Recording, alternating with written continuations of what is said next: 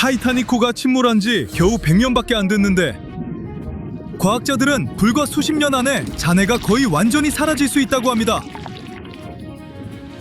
반면 약 2400년 된 그리스 목조 난파선은 아직도 멀쩡합니다.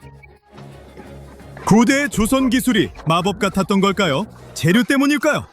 아니면 전혀 다른 이유일까요? 자, 알아봅시다. 레드 코너에는 악명 높은 타이타닉호. 소개가 필요 없죠? 당시 최대 규모의 배로 길이가 거의 270m에 달했고 튼튼한 간철판으로 건조되고 철과 강철 리벳으로 결합된 이 배는 석탄 증기 엔진으로 구동됐습니다. 내부에는 식당, 엘리베이터, 심지어 수영장까지 있었죠. 1912년 타이타닉호는 약 2200명을 태우고 사우샘프턴에서 뉴욕을 향해 출항했습니다. 나흘 후 빙산과 충돌했고 선체가 찢어져지며 물이 밀려들었습니다. 침몰하지 않는다던 배는 북대서양 해저 약 4km 아래로 가라앉았죠. 1985년에 탐험가들이 마침내 발견했을 때 놀랍게도 거의 원형을 유지하고 있었고 두 개의 큰 조각이 대부분 운전했습니다. 하지만 그 이후로 시간, 수압, 염수가 계속 잔해를 갉아먹고 있죠. 난간은 무너지고 가판은 내려앉았으며 큰 구역 전체가 붕괴되기 시작했습니다. 이 속도라면 2037년쯤에는 남은 것 대부분이 사라질 거라고 전문가들은 예측합니다. 한편 블루코너에는 그리스 도전자가 있습니다. 2018년 흑해를 탐사하던 연구진이 전혀 다른 발견을 했습니다. 수면 아래 약 2000m 지점에서 기원전 400년경에 침몰한 그리스 산손을 발견한 겁니다. 길이는 약 23m에 불과하지만 배의 형태가 뚜렷이 남아있고 돛대와 키도 보입니다. 대양을 횡단하기보다는 항구간 물자를 운송하는 중단거리용 화물선이었을 가능성이 높습니다. 어떤 이유에서든 이 배는 흑해 깊은 곳에 가라앉아 놀라울 정도로 잘 보존되었습니다. 나무가 분해되지 않았고 그토록 오랜 시간이 지났는데도 배의 형태를 쉽게 알아볼 수 있죠. 불가능해 보이지만 그 이유가 정말 흥미롭습니다. 거의 모든 상황에서 나무는 강철보다 훨씬 약합니다. 강철은 인류가 만든 가장 강한 재료 중 하나로 엄청난 압력과 하중을 수년간 견딜 수 있습니다. 현대의 선박, 초고층 빌딩, 다리가 강철로 만들어지는 이유죠. 반면 나무는 부드럽고 유연하며 훨씬 약합니다. 특히 햇빛, 산소, 물에 노출되면 꽤 빨리 부식됩니다. 목조 난파선은 조만간 분해될 수밖에 없습니다. 염수가 스며들고 섬유가 분해되고 생물들이 먹기 시작하죠. 얕고 따뜻한 바다에서 나무는 배존벌레의 먹이가 됩니다. 사실 벌레는 아니고 수중 흰개미처럼 목재를 파고드는 연체동물이죠. 이것들이 목조 선박을 먹어치우면 불과 수십 년 만에 휙 사라집니다. 논리적으로 보면 단단한 강철로 만든 타이타닉이 더 오래 버텨야 하고 나무로 된 그리스 배는 수백 년 전에 먼지가 됐어야 합니다. 하지만 그건 둘 다 비슷한 환경에 놓였을 때만 맞는 말이죠. 타이타닉 잔해는 북대서양에 있습니다. 지구에서 가장 가혹한 환경 중 하나죠. 잔해는 약 3800m 깊이에 있으며 수압은 해수면의 370배 이상입니다. 수온은 거의 빙점 수준이고 물에는 소금과 용존 산소가 가득합니다.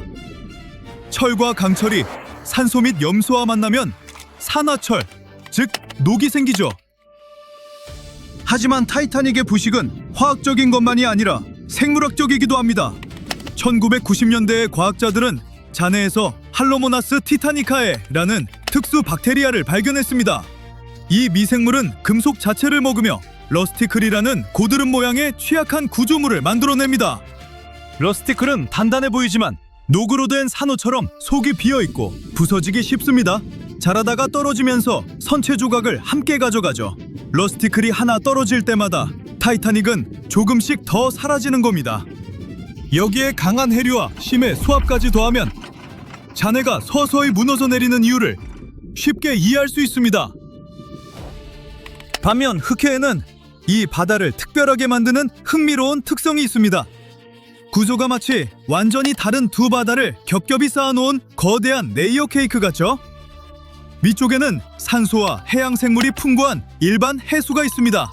하지만 약 180m 아래로 내려가면 정반대입니다. 깊은 층은 밀도가 높고 염분이 짙으며 수면과 완전히 차단되어 있죠. 과학자들은 이를 성층화라고 부르는데 층이 잘 섞이지 않는다는 뜻입니다. 병 속에서 기름과 식초가 분리되는 것과 비슷하죠. 한쪽에서 강물이 대량의 담수를 유입시키고 지중해의 짠물은 터키 근처 좁은 해협을 통해 들어오기 때문입니다. 담수는 가벼워서 위에 뜨고 더 무겁고 짠 층을 아래에 가두는 거죠.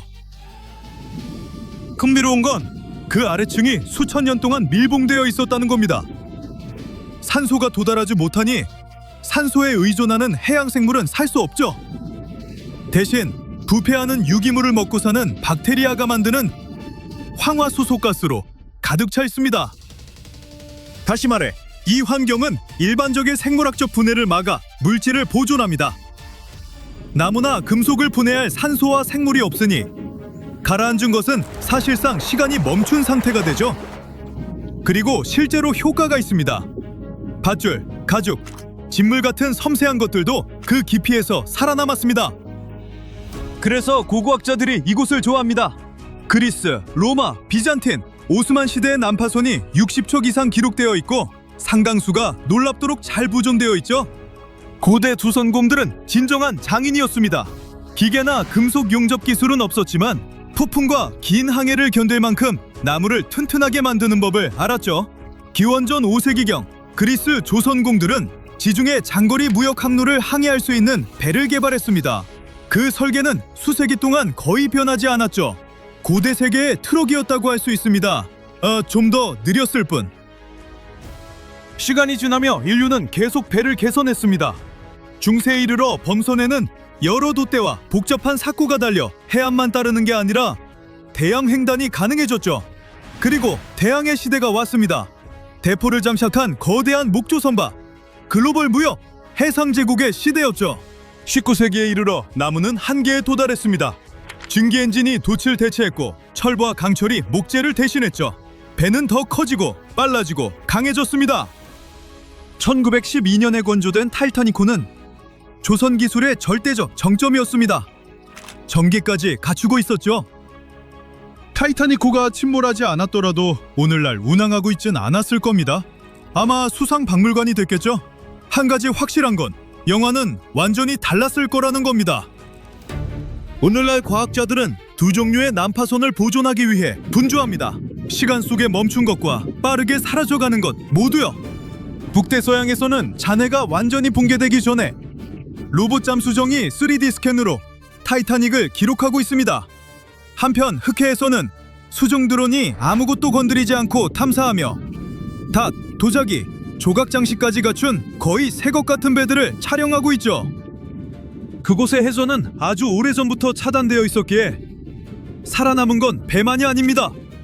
고대의 항아리, 도구, 심지어 마을의 흔적까지 어둡고 교란되지 않은 퇴적층에 묻혀있죠.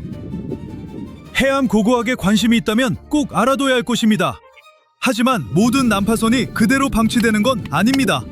전 세계적으로 엄선된 역사적 난파선을 관리형 수중박물관으로 만드는 방식이 점점 늘고 있죠.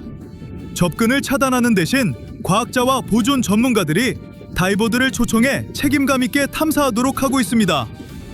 예를 들어 그리스 해안 앞바다에서 고전 시대의 고대 난파선 하나가 현재 보호 다이빙 구역으로 운영되고 있습니다.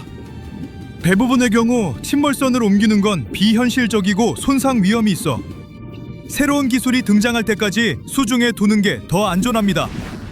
어쩌면 삼용 잠수정으로 누구나 위대한 타이타닉을 직접 볼 수 있는 미래가 그리 멀지 않을지도 모릅니다. 물론 가능성은 매우 낮죠. 하지만 만약 그런 날이 온다면 배가 아직 남아있을 때이길 바랄 수밖에 없습니다.